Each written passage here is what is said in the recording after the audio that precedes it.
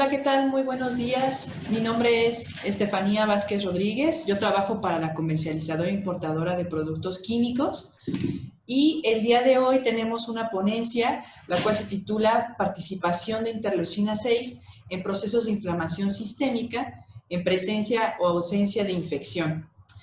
Quien va a presentar es la doctora Lidiet Cabrera Rivera, la cual actualmente es colaborador científico de la Unidad Inmunoquímica del Centro Médico Nacional Siglo XXI.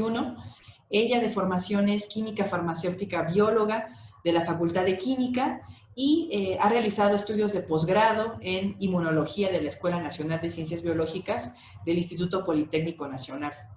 Su línea de investigación se ha centrado en el papel de la interleucina 6 en respuestas inflamatorias sistémicas y en el papel de procesos de sepsis.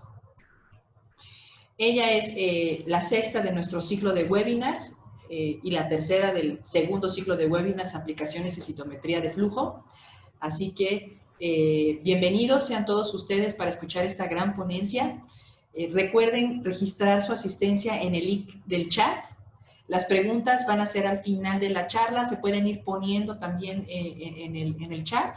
Y es importante mencionarles que al final de cada seminario se realiza una ronda de preguntas, se les envía su correo electrónico y los primeros en contestar participan en regalos o descuentos de productos BioLegend. También es importante que sepan que estamos ahorita teniendo un 50% de descuentos en nuestros kits de Lisa de BioLegend. Esta promoción es solo para este mes de septiembre. Bienvenida, doctora. Mucho gusto en saludarle. Hasta aquí paro mi presentación y la escuchamos. Hola, muy buenos días a todos. Gracias por acompañarme el día de hoy. Y voy a compartir la pantalla.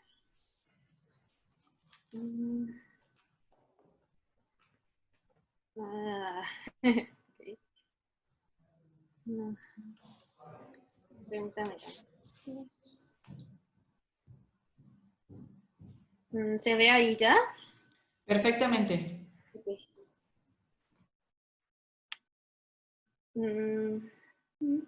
Voy un segundo.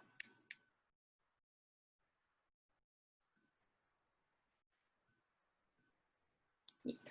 Bueno, pues muchas gracias por la invitación tanto a Zipkin como a BioLegend, a Estefanía Vázquez por la invitación a dar esta plática. Y bueno, como ella ya lo anticipó, el título de esta ponencia es la participación de IL-6 en procesos de inflamación sistémica en presencia o en ausencia de infección. Todo esto que una parte de los resultados pues se llevó a cabo en esta unidad, en la cual actualmente soy colaboradora de algunos de los proyectos que se están llevando a cabo ahorita en la unidad. Bueno, antes de empezar con las características y la participación de esta citocina, quiero dar y poner en contexto en qué son las citocinas, ¿no? Entonces, bueno, las citocinas actualmente pues se caracterizan como proteínas o péptidos cuando son mucho más pequeños, y algunas de ellas son glicoproteínas, o sea que tienen asociados diferentes polisacáridos o sacáridos a la proteína como tal. Son secretadas por diferentes estirpes celulares y principalmente pues conocemos aquellos que forman parte del sistema inmunológico, como pues pueden ser monocitos o inclusive otras células como los neutrófilos. Y principalmente no son todas sus funciones, pero están implicadas o se han visto más en funciones como hematopoiesis e inclusive pues el sistema inflamatorio, ya sea en la fase aguda o crónica. Como una pequeña parte de historia, estas se empezaron a describir desde 1957 en infecciones como por ejemplo el virus de la influenza, en las cuales se hacían en diferentes modelos de animales, en donde pues se veía que había una molécula, porque realmente no se sabía ni se habían caracterizado, en la fase de fluidos o solubles, los cuales veían que esta fase de fluidos que se podían extraer de membrana o por ejemplo en este modelo, veían que estos fluidos podían disminuir la carga viral y entonces que podían interferir con la replicación viral. Y a esto se les empezaron a conocer como que hay interferencia con la replicación viral, y pues le llamaron el interferón, ¿no? Porque interfiere en este tipo de funciones. Además, también vieron que no solamente en cuestión de infecciones virales, sino que también podían tener funciones de movilizar células. En ese momento todavía, en 1966, no se sabía bien en cuestión de la migración, pero ellos veían que cuando había estos sobrenadantes de linfocitos en cocultivo con otros tipos de células, veían cómo podían movilizarse dentro de un capilar, ¿no? Y entonces también decían que había moléculas en estos sobrenadantes de linfocitos activados que podían atraer a otro tipo de células. Ahora ya actualmente las conocemos como quimiosinas. Además, se empezaron a caracterizar de acuerdo al tipo celular o la estirpe celular que las liberaba. Y entonces vieron que también estos sobrenadantes de linfocitos podían estar incrementando su función o el daño, por ejemplo, en piel, en los cuales veían que solamente eran con los sobrenadantes que venían de linfocitos previamente activados. Y los comenzaron a llamar, pues, linfocinas, ¿no? Porque venían de los linfocitos.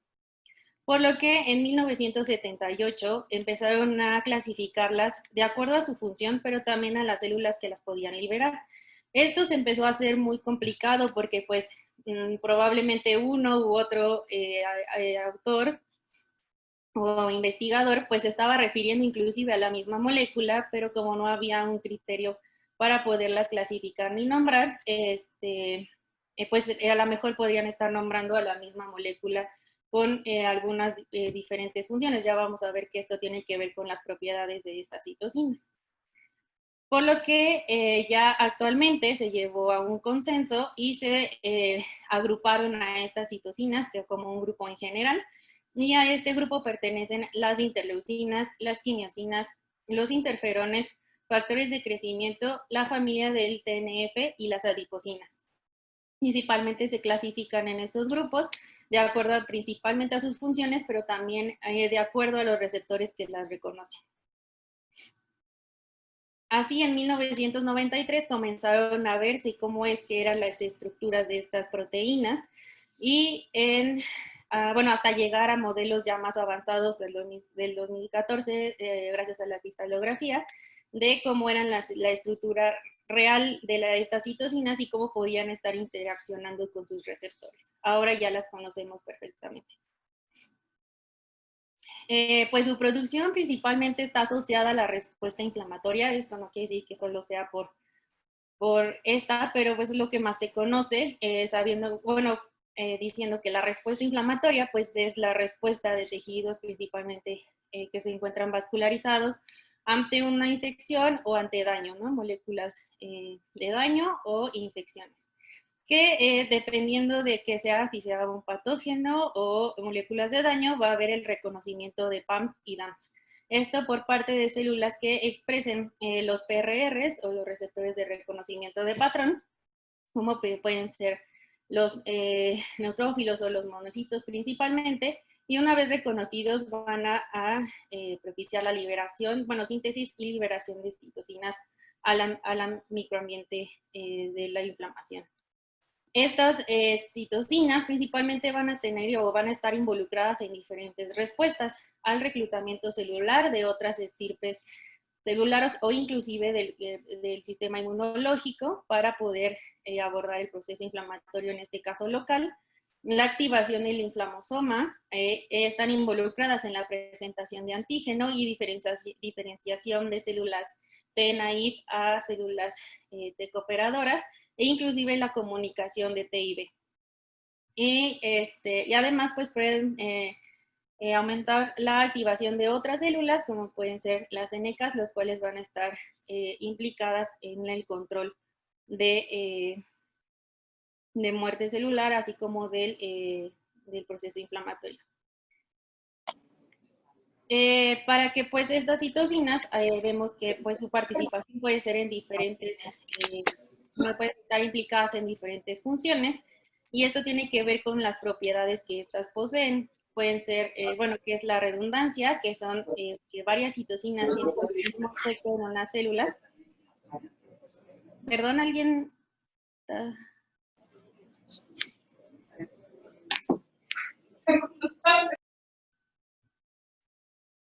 ¿hay alguna pregunta? No.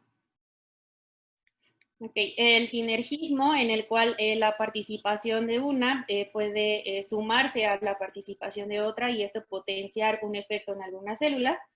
La pleiotropía, que una misma citocina puede tener diferentes efectos en una célula. Por ejemplo, una sola citocina puede favorecer la activación, proliferación o degranulación de las células.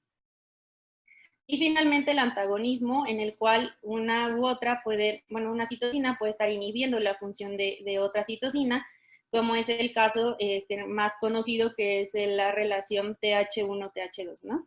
Que las citocinas de una TH1, por ejemplo, que son los interferones, inhiben la diferenciación hacia células TH2. Y pues para que las citocinas puedan llevar a cabo todas estas funciones, pues están asociadas a su reconocimiento y existen diferentes receptores que reconocen a estas citocinas, como pueden ser los receptores tipo 1, los tipo 2, los receptores asociados a la familia del TNF, los que tienen dominios de inmunoglobulinas y los que están acoplados a la vía de señalización de proteínas G. Los receptores tipo 1 principalmente son dímeros o trímeros, como lo podemos observar, y lo más importante es que sus principales vías de señalización es la vía Jagestad y que aquí podrían entrar los receptores con dominios de tirosincinasa. Y la familia que más se ha conocido, que depende de este tipo de receptores tipo 1, puede ser la superfamilia de la hematopoyética, en donde principalmente ubicamos a la interleucina 6. Los receptores tipo 2 igual pueden ser de dímeros a trímeros, también señaliza por la vía Jagestad, pero la diferencia es que principalmente están asociados al reconocimiento de interferones por las diferentes cadenas que se pueden tener. Y vemos que reconocen principalmente a los tipos de interferón lambda, gamma, y inclusive pueden ser las cadenas que reconocen a la interleucina 10, y estos tipos de receptores pertenecen a la superfamilia de los interferones. En cuanto a los receptores de la familia de TNF, estos son trímeros preformados y su vía de señalización río arriba comienza con la molécula TRAF y subsecuente a la activación de dominios de muerte que principalmente dirige hacia la muerte celular como apoptosis o necroptosis, o inclusive dependiendo, vamos a ver más adelante, de qué tipo de receptor reconoce a TNF, puede dirigirlo hacia la activación de la célula. Y bueno, aquí vemos cómo es que interacciona TNF con su receptor. En cuanto a los dominios, receptores con dominios de inmunoglobulinas, sabemos muy bien este tipo de estructura, que son parecidos a las de las inmunoglobulinas, y que su vía de señalización río arriba empieza con factores como IRAC, ¿no? Principalmente este tipo de receptores está asociado a factores de crecimiento u hormonas. Pueden estar relacionados, y una de las más conocidas pues es el receptor de interleucina 1 e interleucina 18. Y finalmente los receptores acoplados a proteínas G son 7 asas transmembranales, están acoplados a esta vía de señalización por proteína G, y principalmente las que más asociamos a este tipo de receptores son las quimiosinas, como podemos observar en los ejemplos. Ahora, pues su clasificación principalmente depende de su función. Y lo que siempre nos han dicho es que, bueno, existen citocinas clasificadas como proinflamatorias, ya que sus funciones son principalmente exacerbar el proceso inflamatorio, como es la interleucina 6, TNF, interleucina 1, beta, y las antiinflamatorias, ¿no? Que normalmente están asociadas a contener el proceso inflamatorio, como es la interleucina 10, el receptor antagonista de interleucina 1, que de hecho es un bloqueador de que de la interleucina 9 beta pueda ser reconocida por su receptor, o TGF-beta, que está involucrado también en la reparación del tejido. Por lo que, pues, sabemos que el TNF es una citocina proinflamatoria y, como les decía, pues, dependiendo del receptor 1 o el receptor 2, que sí se expresa principalmente en células endoteliales, macrófagos o fibroblastos, estos van a ser capaces de reconocer a esta citocina, ya sea por membrana, porque se puede expresar anclado a la membrana o soluble. Y pues que sus principales funciones es inflamar, o sea, si se va a la activación de la célula, es activa factores de transcripción asociados al proceso inflamatorio, como es el de las MAP-cinasas o el factor de transcripción NF-κB, y también da lugar a la activación de caspasa 8 y la vía de necroptosis, que esto también, la apoptosis y la necroptosis de las células va a aumentar el proceso inflamatorio. Esto se ha visto ya que en la enfermedad de Crohn, perdón, se ha visto que el bloqueo de esta citocina con un biológico, que es un anticuerpo dirigido a TNF, ayuda a la remisión, a que haya más casos de remisión de esta enfermedad. Y sabemos que esto es dosis dependiente, entre más concentración, dosis de adalimumab en estos pacientes, hay una mayor casos de remisión.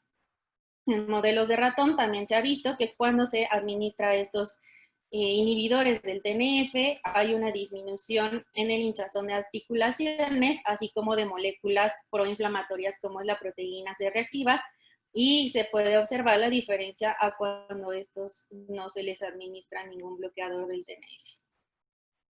Mientras que pues una clásica inflamatoria, que es la interleucina 10, vemos que principalmente se secreta por monocitos, linfocitos T, B y NK, y que hay diferentes modelos en el cual puede estar su reconocimiento por el receptor, la cadena 1 del receptor de IL-10, por un dímero de esta cadena o por un heterodímero entre la cadena 1 y la cadena 2. Esta citocina principalmente está implicada en contener el proceso inflamatorio, ya que se ha visto que en presencia de infección y de IL-10 recombinante hay una mayor expresión de moléculas asociadas a la inhibición de vías proinflamatorias, como es el caso del reconocimiento de interleucina 6. Además de que hay una mayor expresión de SOX1, el cual también es un inhibidor de la vía ya está comenzada por el reconocimiento de interferones. Además que la presencia de esta IL-10 recombinante, en presencia de infección, hay una disminución de interleucina 12, interleucina 6, TNF-alfa e interleucina 1-beta solubles, lo cual pues es su función clásico antiinflamatorio o porque se le ha clasificado como antiinflamatorio. En inflamación sistémica aguda, en este caso en procesos de CIRS y sepsis, se ha asociado que estas citocinas, principalmente en plasma, hay un aumento de su concentración, que lo vemos en las barritas negras, tanto de interleucina 6, interleucina 1 y TNF, y que estas se asocian, entre mayor concentración tengan, a una mayor porcentaje de mortalidad en los pacientes. Para entrar ya bien en este tema, vamos a definir cómo el proceso la inflamación sistémica, cuando ya no se contiene, ya no es local ni es contenida y que principalmente los mediadores solubles ya se encuentran en circulación. Y clínicamente se conoce como el síndrome de respuesta inflamatoria sistémica o SIRS, cuando es en ausencia de infección y que se diagnostica cuando los pacientes presentan 2 o más de los siguientes signos clínicos.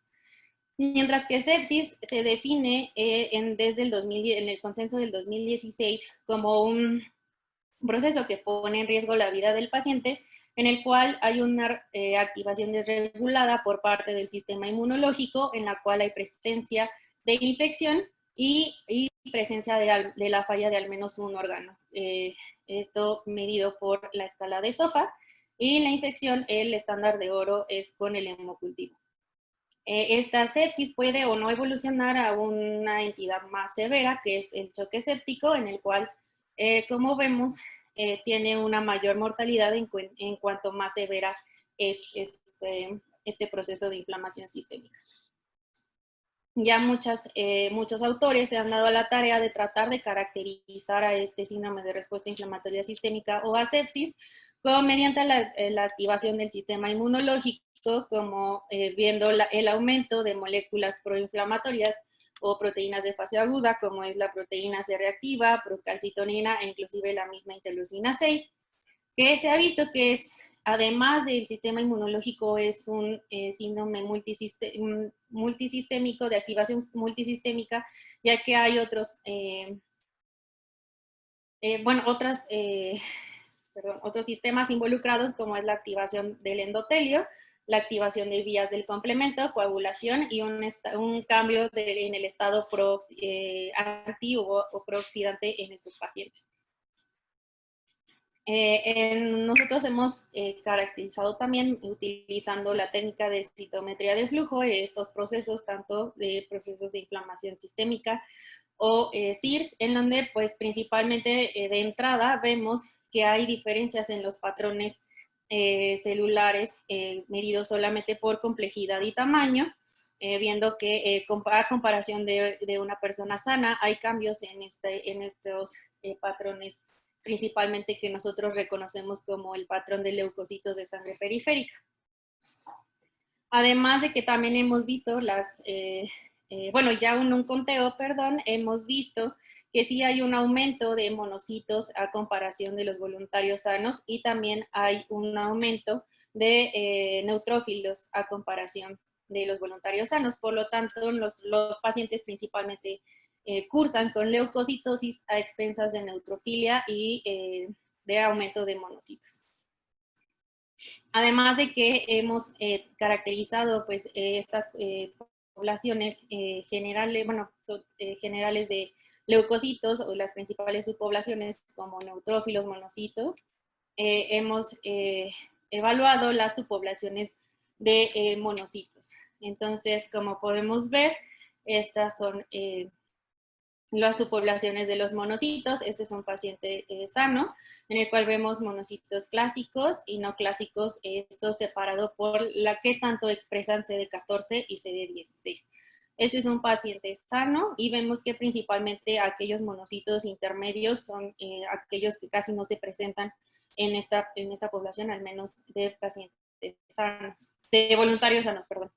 En cuanto a los pacientes con CIRS, vemos que hay un aumento de estos monocitos CD14 positivos o nombrados como clásicos. Vemos la presencia de monocitos intermedios y una mayor presencia de monocitos no clásicos caracterizados con la expresión de CD16. Aquí se ven los monocitos intermedios. Les dejo un poco el video. Y en pacientes con sepsis lo que vemos es que sí hay un aumento de la población evidente de monocitos clásicos de 14, que no encontramos casi monocitos intermedios y que hay una mayor proporción a comparación de los sanos de monocitos no clásicos CD16 positivos. Esto ya se ha también descrito por otros autores, que en estos procesos de inflamación sistémica hay un aumento en su población de monocitos. Principalmente CD16 positivos, los cuales que tienen una mayor capacidad de infiltración hacia el tejido y que los monocitos intermedios están participando más en la reparación del tejido dañado. Además de ver estas subpoblaciones, en monocitos totales hemos evaluado la expresión de diferentes moléculas asociadas a la activación celular, como es el CD16, TREM1, que es un potenciador de liberación, de citocinas proinflamatorias, y CCR7, que es un receptor de quinosina que va a reclutar a estas células en tejido linfoide secundario, así como de CD69. Y lo que hemos tratado de ver es si estas moléculas se expresan de manera diferencial entre procesos en ausencia de infección o cuando hay una infección. Lo único que hemos podido ver es que sí hay diferencias en la expresión de CCR7, por lo cual estos monocitos de pacientes con sepsis podrían estar más haciendo esta migración hacia tejidos linfoides secundarios. También hemos visto la concentración de diferentes citocinas, tanto proinflamatorias como antiinflamatorias, y tampoco hemos observado gran diferencias entre procesos de CIRS y procesos de sepsis. La única en donde vemos diferencia es en interleucina 10, los cuales está más, hay una mayor concentración de esta citocina en pacientes con CIRS, lo cual nos hablaría de que podrían estar de una manera más regulada este proceso inflamatorio sistémico, lo cual concuerda en que hay una mayor cantidad de monocitos intermedios, los cuales están asociados a la reparación tisular. Otros autores también han evaluado qué otras moléculas pueden hablarnos de diferencias entre un proceso de inflamación en ausencia o con ausencia de infección. Y se ha visto que la procalcitonina en la proteína C3A del complemento, así como en la propia interleucina 6, hay una menor cantidad de esta citocina en CIRS que en procesos de sepsis, que habría presencia de infección. Por lo que nos vamos a centrar en esta interleucina 6, ya que en estos procesos de inflamación sistémica ha tenido un papel muy importante, ya que se ha visto que puede ser un biomarcador en sepsis en adultos, ya que una mayor concentración de esta citocina se asocia a un mayor puntaje de la escala de Apache, la cual nos habla de severidad en los pacientes. Por lo que a mayor concentración habrá una mayor severidad o puntaje en esta escala de severidad en los pacientes. Además, se ha visto o se ha planteado como un blanco terapéutico en el cual se ve que en modelos de ratón, el bloqueo con un anticuerpo dirigido hacia esta citocina aumenta la sobrevida de estos ratones y que además el bloqueo de sus receptores puede disminuir la liberación de moléculas quimioatrayentes de monocitos, los cuales estaría restringiendo la migración de estas células hacia el tejido, hacia el proceso inflamatorio, donde está el proceso inflamatorio, por lo tanto puede contenerlo. La interleucina 6, pues como ya para introducir, se define como el grupo de las citocinas, como una glicoproteína de un peso molecular asociado a 26 kilodaltons, y entre sus funciones que más se conoce como, para poderla clasificar como una citocina proinflamatoria, es que en células del sistema nervioso central tiene la capacidad de aumentar la temperatura corporal, y esto se ve dosis dependiente de esta citocina cuando se administra de manera entre una inyección intravenosa. En hepatocitos se ve que estas células en presencia de interleucina 6 puede aumentar la liberación de proteína C reactiva, que es una proteína de fase aguda, la cual es proinflamatoria, y además promueven la liberación de moléculas procoagulantes como es el fibrinógeno. Además de células endoteliales, se ve que esta citocina puede aumentar la liberación de quimioatrayentes como es las de monocitos, así como de neutrófilos como es la interleucina 8. En el caso de esta citocina vemos que también puede aumentar la expresión de moléculas de adhesión como CD62L, los cuales permiten la migración, y se ve que cuando está esta citocina hay una mayor infiltración de leucocitos en pulmón en modelos de ratón. Por lo que pues todas estas funciones la han clasificado como una citocina proinflamatoria. Nosotros en nuestro grupo de trabajo hemos visto que estos pacientes, hemos relacionado la concentración de esta citocina en pacientes con sepsis con algunas moléculas que nos pueden hablar del proceso inflamatorio sistémico activo, como es la liberación de moléculas asociadas a la activación endotelial de manera soluble.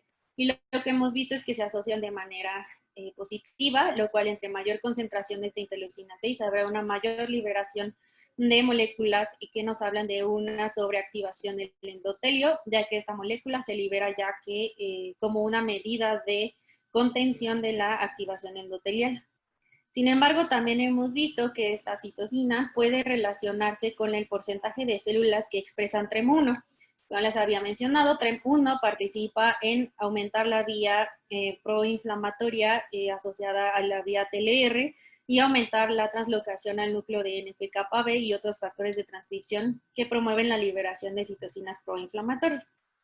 lo que hemos visto es una asociación negativa en la que nos habla que a menores concentraciones, mayor concentración de interleucina 6, habrá una menor proporción de células que expresan TREM1. Por lo tanto, pues nosotros lo que decíamos es, pues este es el dogma que siempre nos hablan de citocinas proinflamatorias, antiinflamatorias, pero ¿qué pasa con aquellas que tienen un efecto dual o que dependiendo del microambiente van a tener una u otra función? Por lo que esta citocina, además de nosotros que hemos visto estas asociaciones, se ha visto que tiene un papel protector en inflamación sistémica, estos modelos de ratón de endotoxemia, en donde ratones knockout para interleucina 6 tienen una menor sobrevida cuando se enfrentan a esta endotoxemia. La respuesta es que ellos vieron otra concentración de otras citocinas proinflamatorias como es el TNF, y en estos ratones knockout o cuando no está esta interleucina 6, hay una mayor liberación en tiempos tempranos de este TNF. Por lo que pues ellos concluyen que la presencia de esta citocina es realmente importante para regular la liberación de otras citocinas proinflamatorias. Además, en células humanas, en líneas celulares de células humanas, que son los monocitos, una preincubación con interleucina 6 y después una activación con el EPS, se observa que pierden la capacidad a comparación del control de la liberación de esta citocina. Esto va de la mano a que se ha visto que la preincubación con esta citocina y la posterior activación con el EPS se ve una menor translocación de la subunidad P65 del factor de transcripción NF-κB, la cual está asociada principalmente a la transcripción y síntesis de citocinas proinflamatorias, mientras que vemos una mayor translocación de la subunidad P50, la cual está relacionada al control del factor de transcripción NF-κB. Para que esta citocina pueda tener una u otra función, ya sea pro o antiinflamatoria, o bueno, este efecto dual en donde puede ser clasificada como proinflamatoria por sus funciones que ya les mencioné como proinflamatoria o reguladora del proceso inflamatorio sistémico por estas últimas evidencias, tiene que ser reconocida por sus receptores. Esta citocina cuenta con dos tipos de receptores, un receptor de membrana, el cual reconoce a esta interleucina 6 mediante dos moléculas de GP130 y una cadena alfa de este receptor de interleucina 6 anclados a la membrana de las células, principalmente a los monocitos. Mientras que el receptor soluble solo consta de la cadena alfa del receptor de IL-6 de manera soluble y que puede reconocer a esta citocina y después anclarse a dos moléculas de GP130 que se expresan en la membrana prácticamente de manera constitutiva en todos los tejidos, ya que no solamente está asociada a la vía de señalización de interleucina 6, sino también de otras citocinas, como es la de la superfamilia de hematopoietica. Una forma de regular es mediante la liberación de GP130 soluble, el cual bloquea la señalización de esta interleucina. Bueno, ya no se puede anclar a los de membrana, se une con alta afinidad al soluble y entonces es una manera de inhibir el reconocimiento de IL-6. Ambos tipos de receptores están asociados a la vía de señalización JAK-STAT. Como veíamos, son receptores de tipo 1, tirosiencinasa, los cuales una vez que se activan, pueden fosforilar a STAT3, STAT3 dimerizarse y principalmente las funciones que tienen STAT3 traslocado al núcleo es que puede estar involucrada en el crecimiento celular y diferenciación, apoptosis y regeneración del tejido. Esto principalmente se ha evaluado en hepatocitos.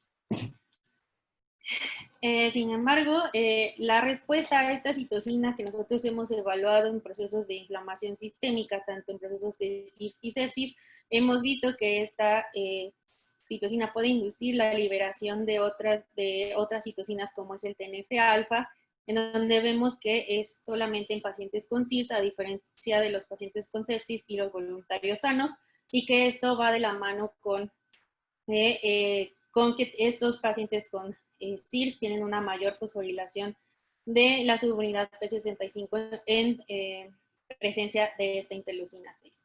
Pero como si habíamos dicho que STAT3 pues normalmente estaba involucrado en respuestas de regeneración, no en proinflamación, y pues lo que se ha propuesto como modelo es que además de que pueda iniciar su vía canónica, como es que se le llama, de la dimerización y activación de STAT3, también este STAT3 fosforilado puede estar redireccionando su vía de señalización cuando hay presencia de otras vías, como es en el caso de inflamación sistémica, en presencia de infección sería el reconocimiento de PAMS, como el LPS, o el reconocimiento de DAMS en el caso de SIRS.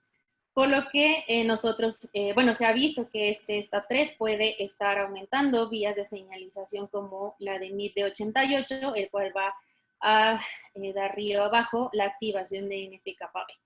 Mientras que este NF-κB, ya en esta presencia de redireccionamiento, puede ser que este STAT3 esté involucrado en que se active mediante esta vía, y lo cual nos dará una mayor liberación de citocinas proinflamatorias, que este STAT3 pueda estar involucrado directamente en la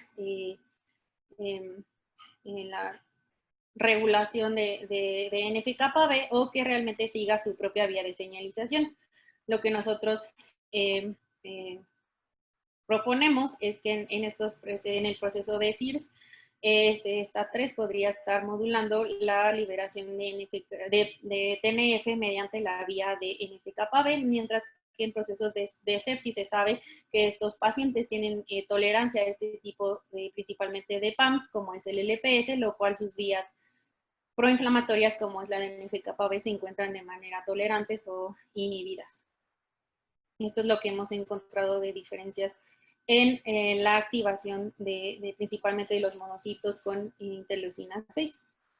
Por lo que pues nos preguntamos, pues qué tanto es tan bueno que sean proinflamatorias y antiinflamatorias, y pues pongo esta similitud, ¿no? Porque bueno, no sé, de mi generación que vimos de este tipo, pues, o sea, realmente era el mismo, ¿no? Era el mismo, y creo que nace de el malo, ¿no? Pero qué tan malo o qué tan bueno es el que sean pro o antiinflamatorias, o si realmente las podemos clasificar de esta manera, ¿no?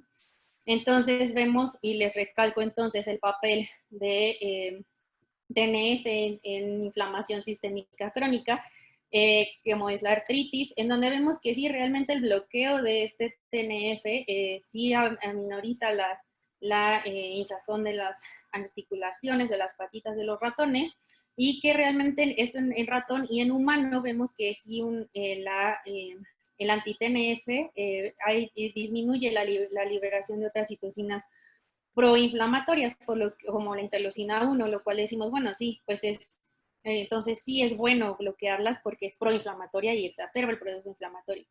Sin embargo, en artritis también, en este mismo modelo, se sabe que utilizando estos bloqueadores totales de TNF, como el adalimumab, puede aumentar la incidencia de Mycobacterium tuberculosis en estos pacientes.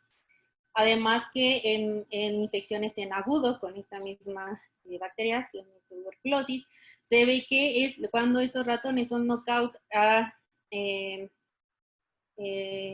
al receptor de TNF, que son los circulitos en blanco, vemos que tienen una menor sobrevida y que estos ratones tienen una mayores unidades formadoras de colonias, tanto en vaso como en hígado como en pulmones.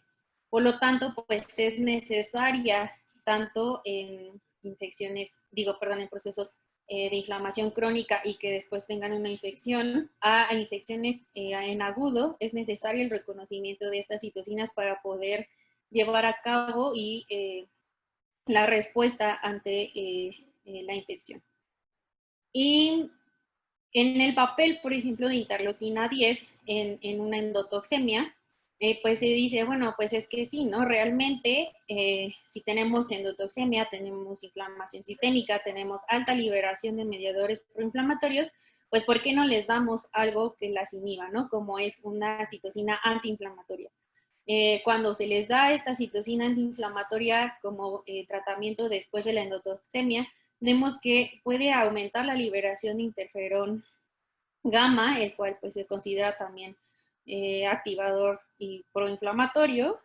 Además vemos que hay una mayor liberación de quimioatrayentes, tanto de monocitos como de neutrófilos, los cuales están exacerbando el proceso inflamatorio y que además pueden aumentar la expresión en NKs de granzimas que van a favorecer la apoptosis en otras células. Por lo tanto, pues, ¿cómo la consideramos entonces? ¿Como anti o proinflamatoria? Para esto, pues yo les dejo el resumen de esta plática, de que pues sí, realmente podemos considerarlas o podemos clasificarlas de inicio como citocinas proinflamatorias o antiinflamatorias, ¿no? Las pro o las antiinflamatorias. Sin embargo, pues en diferentes modelos, como ya se los he mostrado, de inflamación sistémica en presencia o en ausencia de infección o en infecciones agudas, hay que tomar diferentes criterios para realmente poderlas clasificar, como es su concentración, ya que vemos que si hay un bloqueo total de esta interleucina 6, no hay un aumento en la sobrevida de estos ratones, sino si ustedes se dan cuenta, es solamente con el bloqueo medio o con una concentración, una dosis intermedia de este anticuerpo, el cual realmente sí tenemos una mayor sobrevida de estos ratones. Entonces, ¿qué tanto la puedo bloquear y qué tanto no la puedo bloquear? Y aquí entra un poco con ahorita lo que se está viendo en COVID, que una de las propuestas de tratamiento es el tocilizumab, que es un bloqueador de la vía de interleucina 6, el cual pues realmente hasta ahorita no ha funcionado efectivamente, que lo han reportado otros autores. Por lo tanto, pues hay que pensar qué tanto es hacer énfasis en solo el bloqueo de una sola citocina y qué tanto es que la tenemos que bloquear, ya que vemos que su presencia es indispensable para poder controlar el proceso inflamatorio.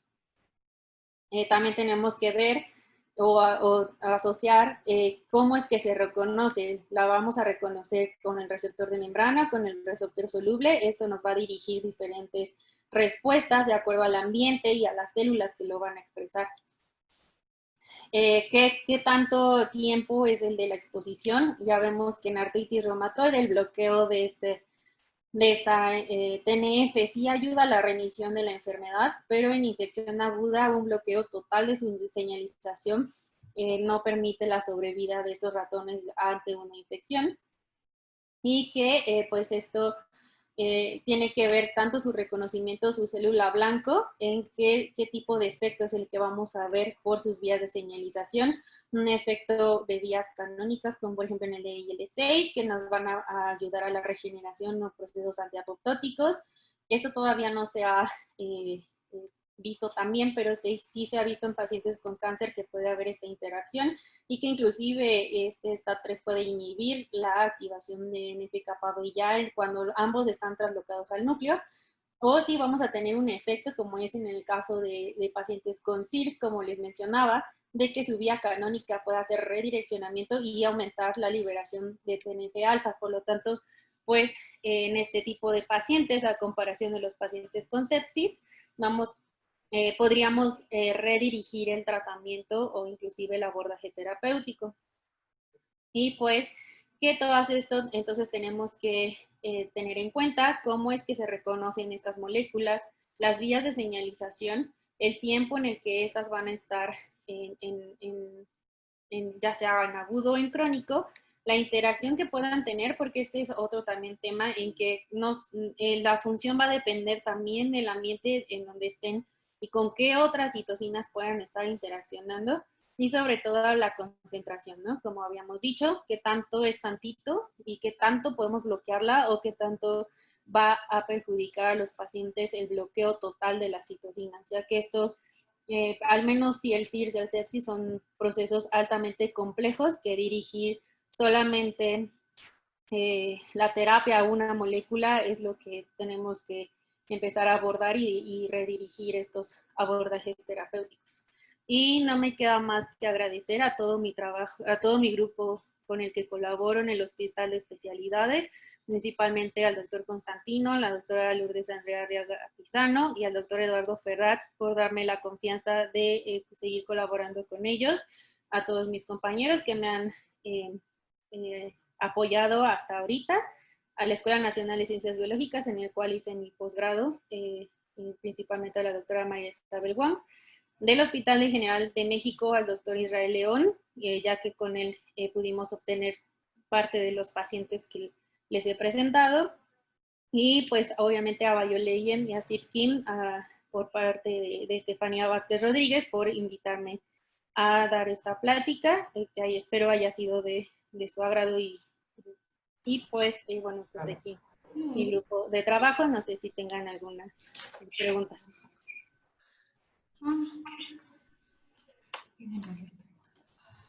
Hola, ¿cómo estás? Muchas gracias, Vivier. Excelente ponencia, como siempre. Y mira, dentro de las preguntas que se listaron, si me lo permites, pues las voy a empezar a hacer. Sí. La primera es de Gerardo Lejía Alba. Dice, ¿qué situación o proceso va a generar que la interleucina 6 sea antiinflamatoria? Es algo que todavía no se ha dicho del todo, pero sí tiene que ver justamente con la conclusión que dábamos, o sea, no sabemos, porque realmente muchos dicen, bueno, si es el mismo el receptor, uno u otro es la misma vía de señalización, ¿no? Y sí, realmente si se reconoce por el de membrana o se reconoce por el soluble, van a tener la misma vía de señalización.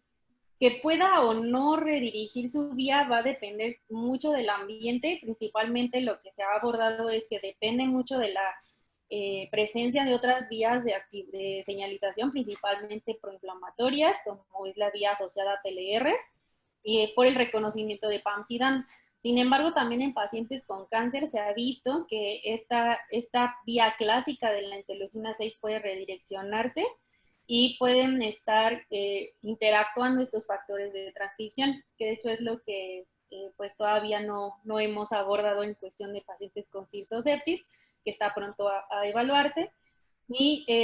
Pero realmente no hay un mecanismo en donde decir cuándo va a ser proinflamatoria y cuándo va a ser antiinflamatoria. Y esto me recuerda mucho a un artículo del doctor Caballón, que es experto en esto de sepsis, en donde él claramente dice que no las entendemos aún, no sabemos cuál es su papel ni cuál va a ser su papel, pero lo que sí sabemos es que depende de todo esto que yo les mostré al final, que depende de qué concentración estén, a qué interacción con otras citocinas, a sus vías de señalización y redireccionamiento con otras vías que estén presentes, así como de cómo se reconocen, en este caso, cómo pueden ser sus receptores. Recordemos que también esto de los receptores es un tema complejo porque puede haber heterodímeros o dímeros que puedan estar reconociendo a esta citocina y a muchas otras citocinas de manera igual, ¿no? Con la misma afinidad,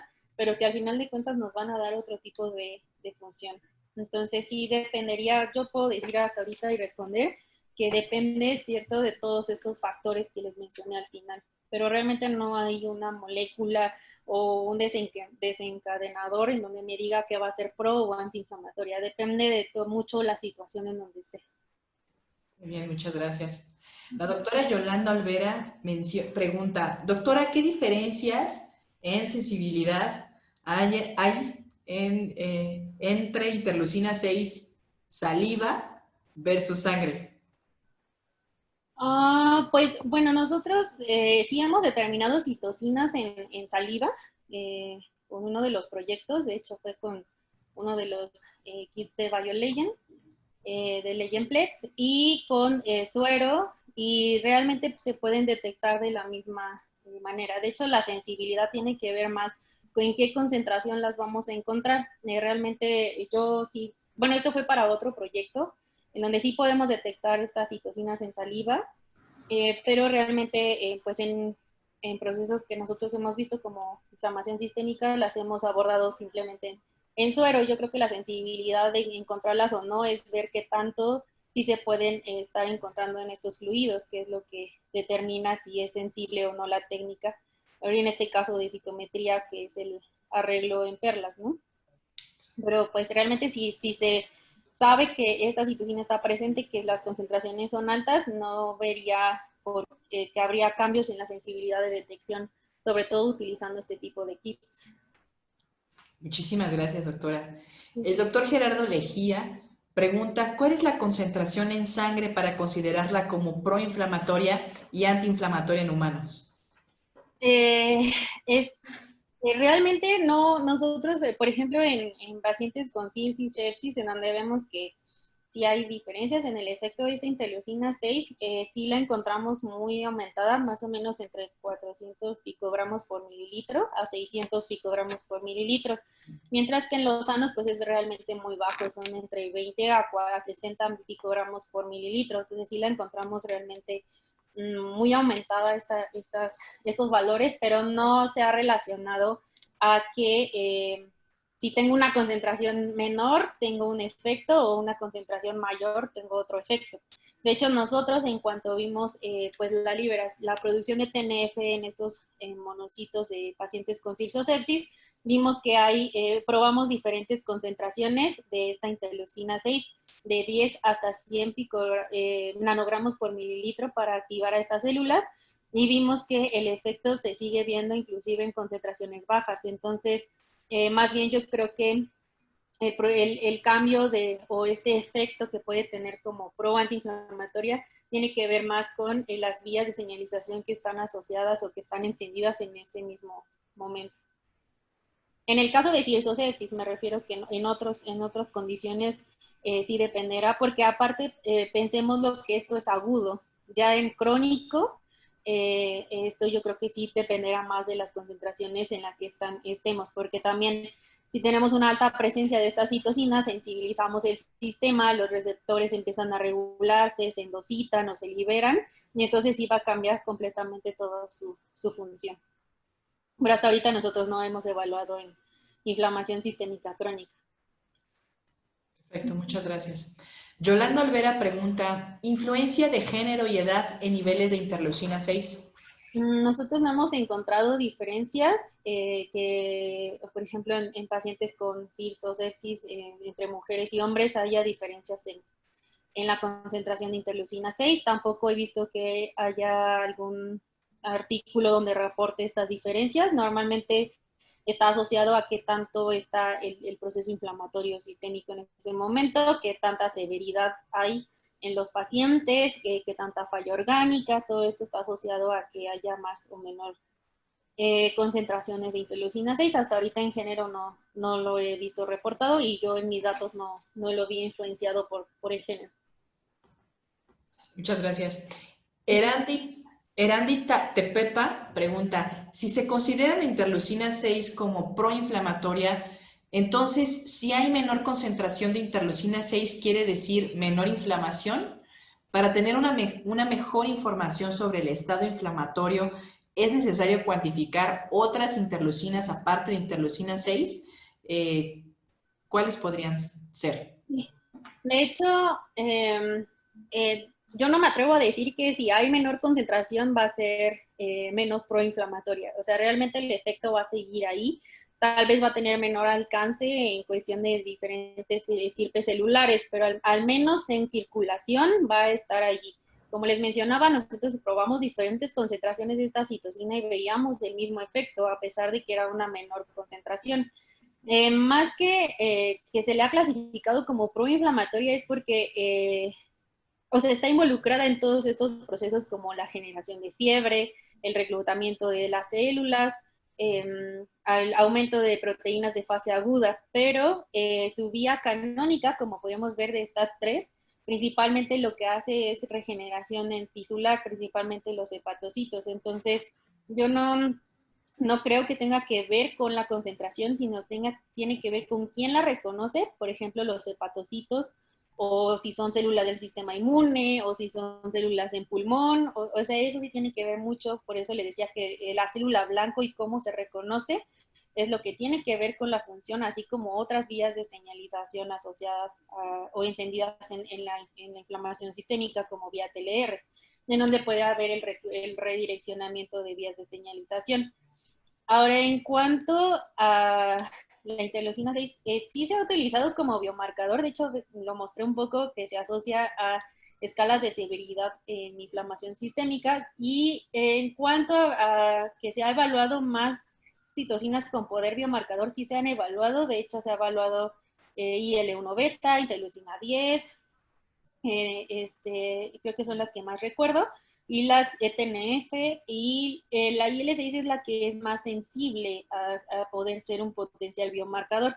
Eso sí, no descarto a que, bueno, sensible y específico a procesos de inflamación, pero no descarto la idea de que sí puedan ser varias, como les mencionaba, que es un proceso totalmente muy complejo, entonces no descarto que un potencial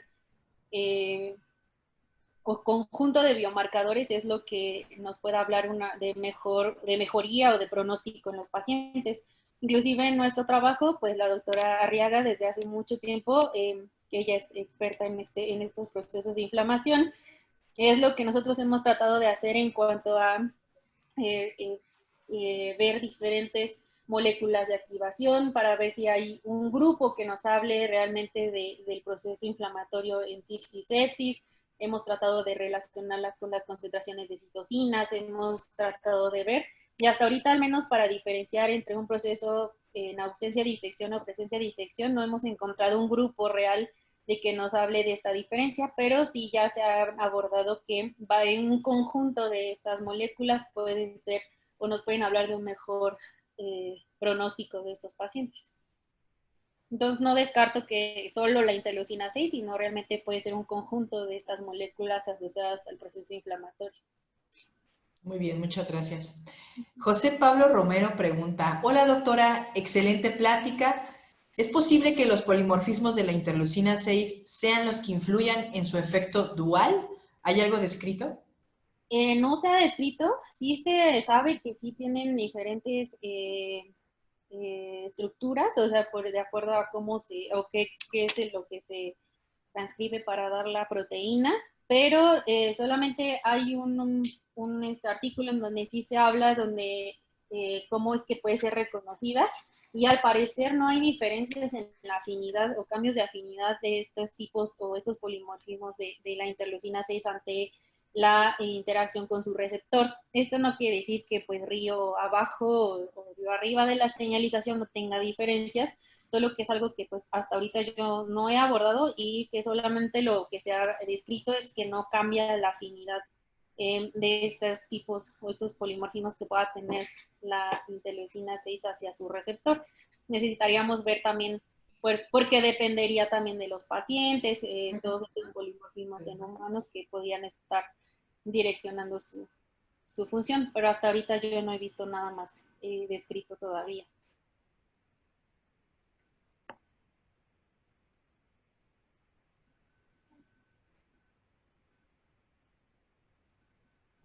Muchas gracias, doctora. La doctora Elizabeth Bautista pregunta, ¿la concentración de la interleucina 6 tiene una variación dependiente del tiempo? Por desgracia no puedo contestar eso porque nuestro estudio es transversal, o sea, solo se tomó una muestra de los pacientes y yo hasta el momento no he evaluado de manera longitudinal, pero sí se ha visto que sí puede fluctuar la concentración de la interleucina 6 y que en algunos modelos de ratón inclusive puede quedar un poco hasta constante en la concentración ya en inflamación sistémica. Pero bueno, al menos yo no he hecho estudios longitudinales, se han hecho todos de manera transversal. Es muy difícil seguir a estos pacientes a través del tiempo, ya que pues sí, es muy complicado, entonces solamente nos hemos quedado en la parte transversal, pero sí, obviamente es una pregunta muy interesante y muy buena pregunta, porque sí, no sabemos qué más les pasará más allá, ¿no? Entonces, sí, longitudinal es... he visto algunos, inclusive, artículos ahorita recientes de COVID, donde ya se está haciendo de manera longitudinal y parece que sí perpetúa todavía hasta los 7 días la concentración de manera más o menos constante de estas citocinas. Muchas gracias. Lourdes Santiago pregunta, excelente plática. Cuando evaluamos un compuesto y el organismo produce interleucina 6 mayor al control, ¿podemos decir que el organismo está respondiendo al compuesto? ¿Eso es bueno o malo? ¿O siempre tiene que ser baja para hablar de un componente antiinflamatorio?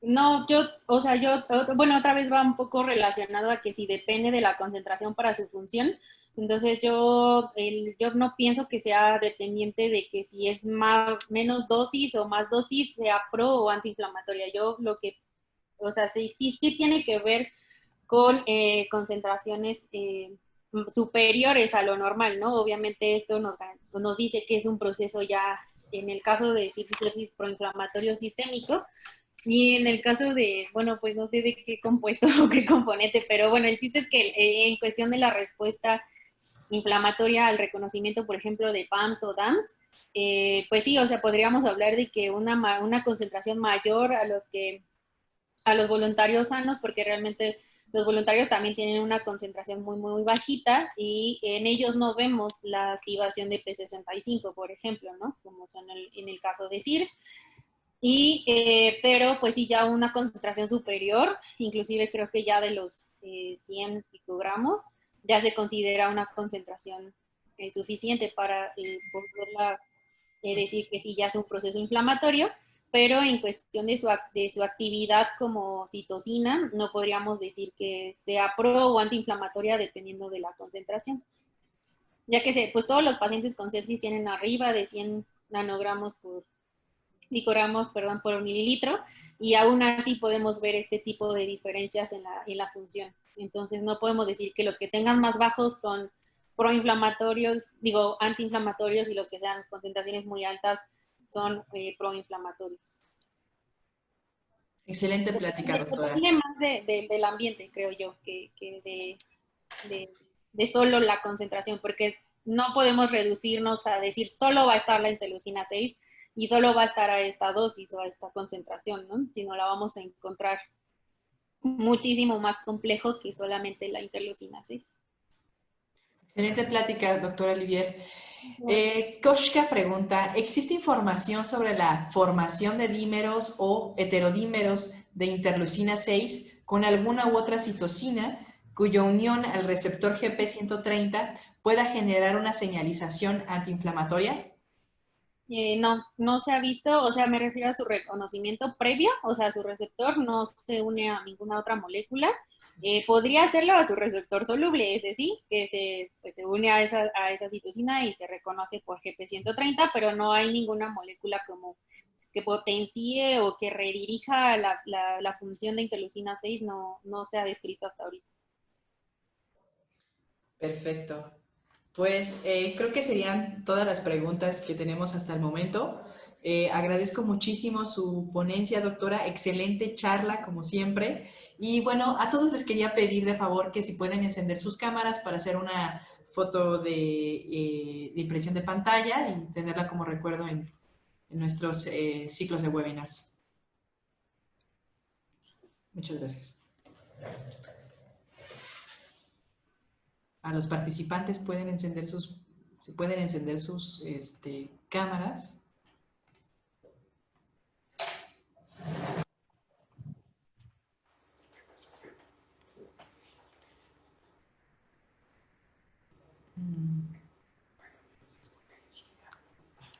Hola, ¿pueden encender sus cámaras, por favor? Ahí va, están apenas encendiendo.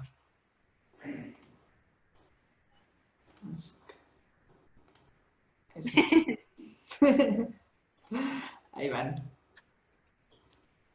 Como foto del recuerdo.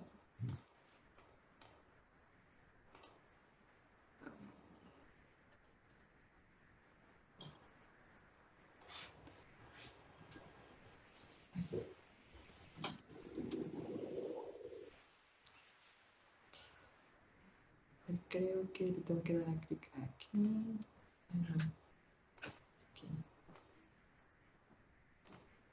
Aquí. ¿No? ¿No hay muchas? No sé. Ya, ¿no? Ay, sí, ya. Es que no. Ahí está.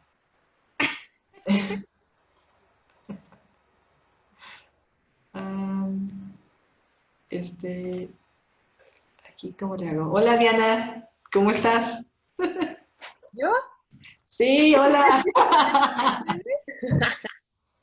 Yo dije, ¿quién es ella? Hola, entonces todos una foto, ¿va? Eh, mm, ¿Cómo le hago aquí para...? Denme un momento, por favor, como que me cuatrapeé un poco. Ay, ay, no sé cómo le hago aquí. Mm, El celular, no se puede. Sí, es que no logro ver. Ay, creo que ya todos están. Si quieres, deja de compartir tu pantalla, Sí. Livier, para que todos aparezcamos. Exacto. Ah, ya, ¿no? Ajá. Todavía sigo viendo tu pantalla. Ay, no puedo. Perdón estas cosas. Donde dice finalizar, Sí, ya, perdón, ya. Es que me aparecía muy ay, arriba. ahora sí Sí, ya estamos todos. Bueno, sonrían muy felices a la cámara. Exacto. Ahí va. Y también lo voy a hacer a través de mi teléfono.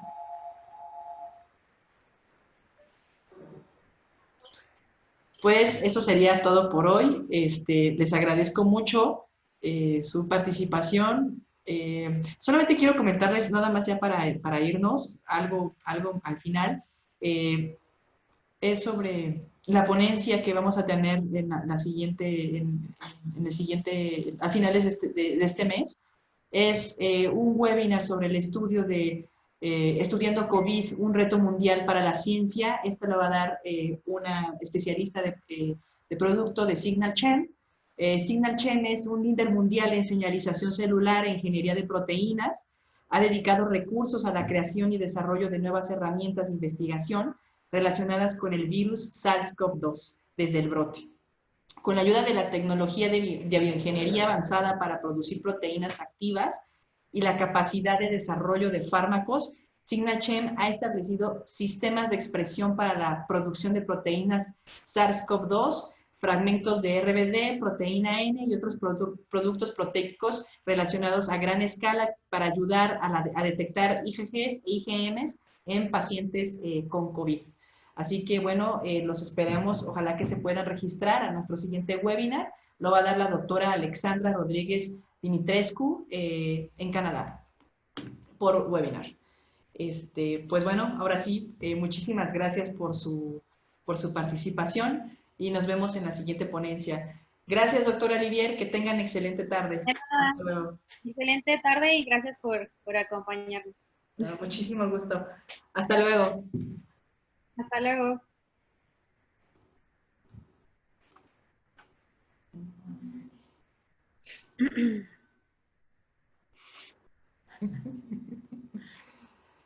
Todo el mundo ya se está desconectado. Ah, mira, te presento mientras a mi jefa.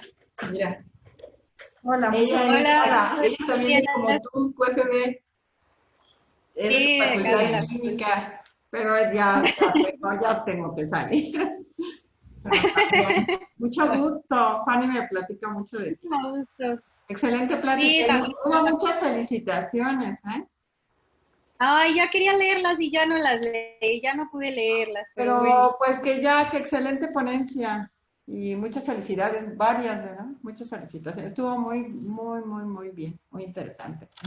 Muchas gracias por todo y por invitarme y por la confianza que seamos doctores jóvenes, pero pues ahí andamos No, en pero la súper vanguardia. preparados. No, Sí, estuvo muy así bien, es. te felicito mucho. Muchas gracias. Espero que pues, les haya gustado y pues tomarnos en cuenta para seguir transmitiendo esto que es la ciencia, porque luego eso es Exactamente. lo que hace falta. Ujú. Sí, sí, sí, te felicito mucho y muchas gracias, por participar. No, de qué a ustedes por la invitación. No, de verdad, muchísimas gracias y me encantaron tus APS de tridimensionales del Infinity. Sí, sí, están muy Padrísimo. bonitos. Pensé Ay, que iban a preguntar más, pero ya no, yo creo que no, ya no preguntan. No, Sobre todo esos porque son como muy nuevos, ¿no? Casi nadie los ha mostrado. La exacto. herramienta ya está, ya tiene bastante tiempo, pero sí, pues no muchos la implementan. Exactamente. ujú. Pues excelente, doctora Olivier. Muchas gracias. No, pues Gracias. gracias a ti. Tengan bonito este día y gracias por... Igualmente. Igualmente, cuídate mucho, te mando un abrazo. Sí, igual yo también. Besitos desde acá. Besitos, hasta luego. Hasta Bye, luego. bye, bye. Bye, bye. Bye.